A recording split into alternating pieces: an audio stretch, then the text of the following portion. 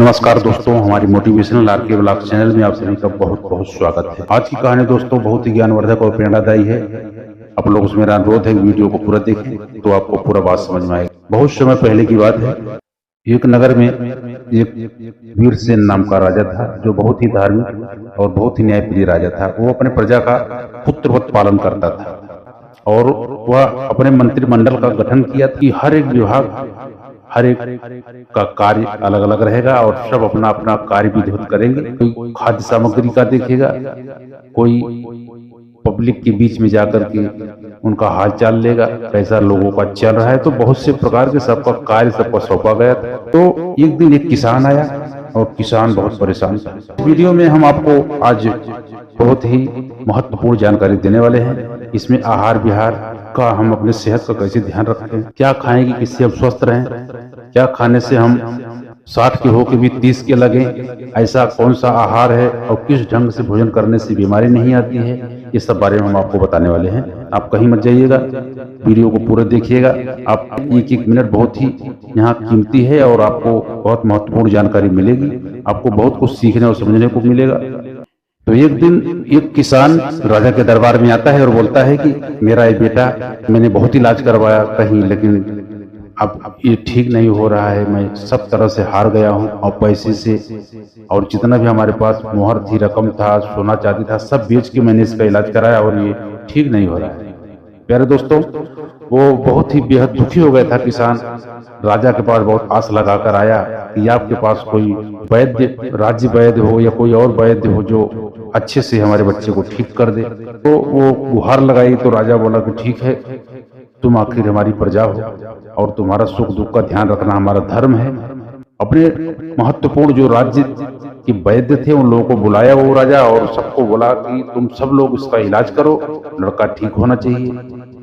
लड़के की बीमारी ऐसी थी, वो था तो 30 साल का, लेकिन लग रहा था 60 साल का। तो इलाज उसका चालू हुआ। इलाज चालू होने के बाद भी सब लोग थक गए, परंतु वो ठीक नहीं हुआ। तो अंत में एक वैद्य जो वृद्ध था तो बोला कि इसका इलाज तो हम लोगों से नहीं हो रहा है, परंतु एक महात्मा आते हैं, ये घोर जंगल के बीच में, बहुत ही ज्ञानी है, वो सब उसका इलाज बताएंगे और उपाय भी बताएंगे कि कैसे ठीक होगा। दोस्तों, राजा बोला ठीक है, हम चलेंगे, मिलेंगे।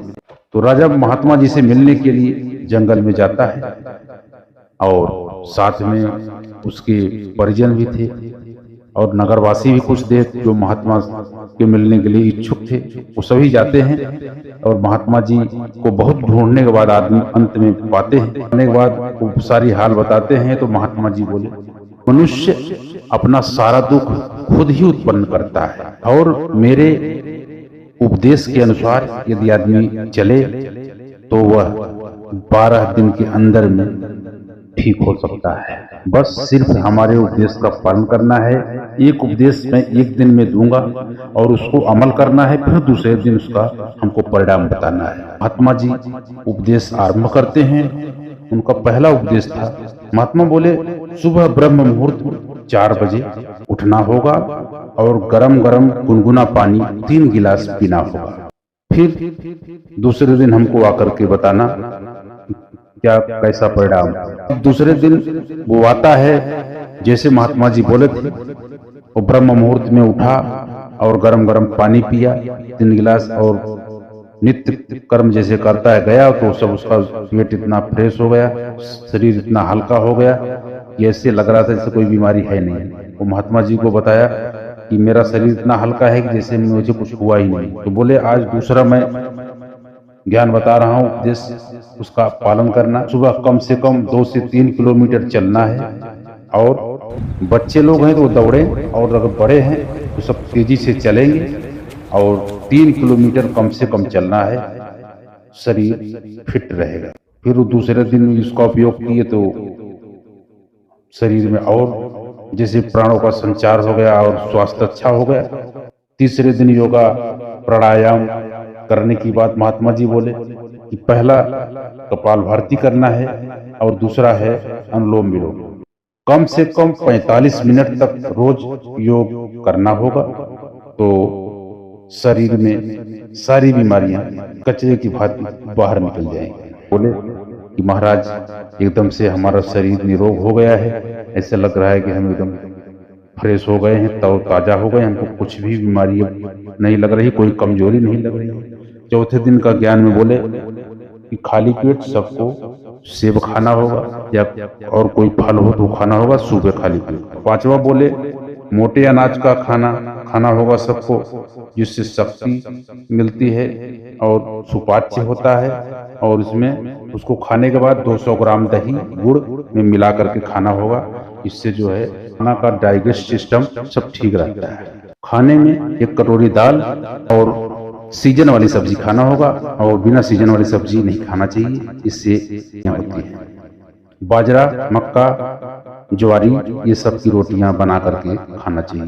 महात्मा बोले अभी हाल तुम लोग का कैसा है, सब लोग वैसा ही नियम पालन किए, सबको राहत दिख रहा था। और आज छठा ज्ञान मैं बता रहा हूँ।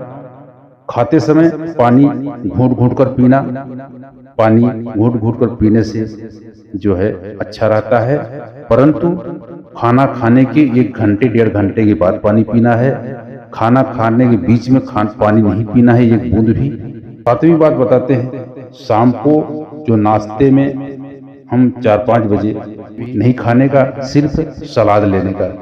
1 कटोरी सलाद, गाजर, चुकंदर, मूली, टमाटर और 1 टुकड़ा अदरक और 3 कली लहसुन, जीरा, काला नमक डाल करके इसको खाना होगा।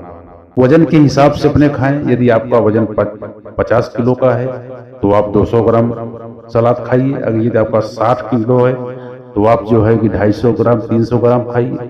तो आप 70-80 ग्राम है तो 400-450 ग्राम आपको खाना, वजन के हिसाब से खाना। सूर्य डूबने से पहले सभी को खाना खा लेना चाहिए। 8वां ज्ञान है, सूर्य डूबने से पहले सभी को भोजन कर लेना चाहिए, क्योंकि सूर्य जैसे जैसे अस्ताचल की तरफ जाता है हमारी जठराग्नि भी मंद हो जाती है, हमारी पाचन क्रिया भी धीमी हो जाती है। तो सूर्य अस्त होने से पहले यदि खाना हम 1 घंटा पहले खा लेंगे तो हमारा भोजन डाइजेस्ट सिस्टम ठीक से काम करेगा और भोजन हजम हो जाएगा। 3-4 घंटे के बाद जब हम सोने जाएंगे तो बढ़िया से नींद आएगी।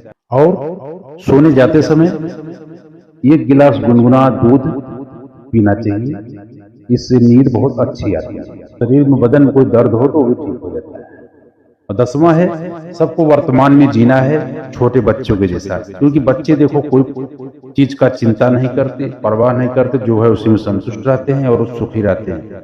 यदि सब पालन करेंगे तो बुढ़ापा नहीं आएगा। 60 की उम्र में 30 का लोग लगेंगे और फिर से अपने बचपन जैसा जीवन जिएंगे और सुखी रहेंगे। महर्षि चरक ने भी बताया है कि भोजन का खाने का जो सिस्टम है, ये नियम सबसे बड़ा महत्वपूर्ण है, जिसे सबका पालन करना चाहिए। उष्णम मतलब खाना गर्म रहना चाहिए, कभी भी खाना गर्म और ताजा पका हुआ खाना चाहिए। ध्यान रखें जब खाना गर्म हो तभी आप खाएं, ठंडा करने की गलती न करें। दूसरा, खाना यदि मात्रा में करेंगे, भूख से ज्यादा यदि खा रहे हैं तो बैठने में आपको दिक्कत होगी, पेट की परेशानी होगी, इंद्रियों की असंतुष्टि, अन्य परेशानियां भी उत्पन्न होगी। आपको 50% ठोस पदार्थ खाना चाहिए, 25% तरल पदार्थ खाना चाहिए, और बाकी डाइजेस्ट के लिए पेट खाली छोड़ देना चाहिए 25%। जिससे इसका मतलब है कि पिछले भोजन को पच जाने के बाद ही फिर से खाना खाना चाहिए, नहीं तो अपच। खाने के स्थान का भी ध्यान रखें।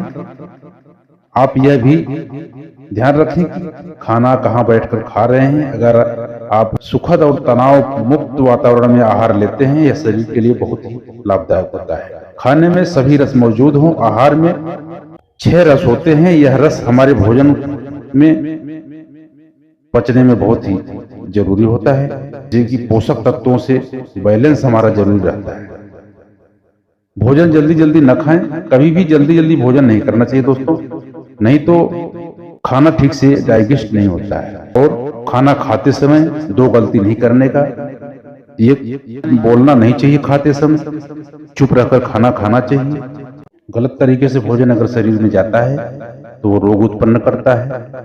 तो भोजन को चबा चबा कर खाएं और भोजन के बीच में बोले नहीं, इस बात का विशेष ध्यान रखें आप लोग। खाना खाने के 20 मिनट में आपका शरीर का हिस्सा बन जाता है, इसलिए खाना खाते समय न बात करें और न हंसें और भोजन को 32 बार चबाएं। खाने को कृतज्ञता से खाएं। तो दोस्तों, ये बहुत ही महत्वपूर्ण जानकारियां थी जिसको हम बताए। यदि आपको हमारा वीडियो अच्छा लगा हो तो चैनल को सब्सक्राइब करके बेल आइकन को प्रेस कर देना और ऐसे ही ज्ञानवर्धक और प्रेरणादायी वीडियो देखने के लिए हमारे चैनल में आप लोग बने रहें। आप लोग अंत तक बने रहे, इसके लिए बहुत बहुत धन्यवाद। मिलते हैं अगले वीडियो में, तब तक आप खुश रहो, मस्त रहो, आनंद में रहो। जय श्री कृष्ण मित्रों।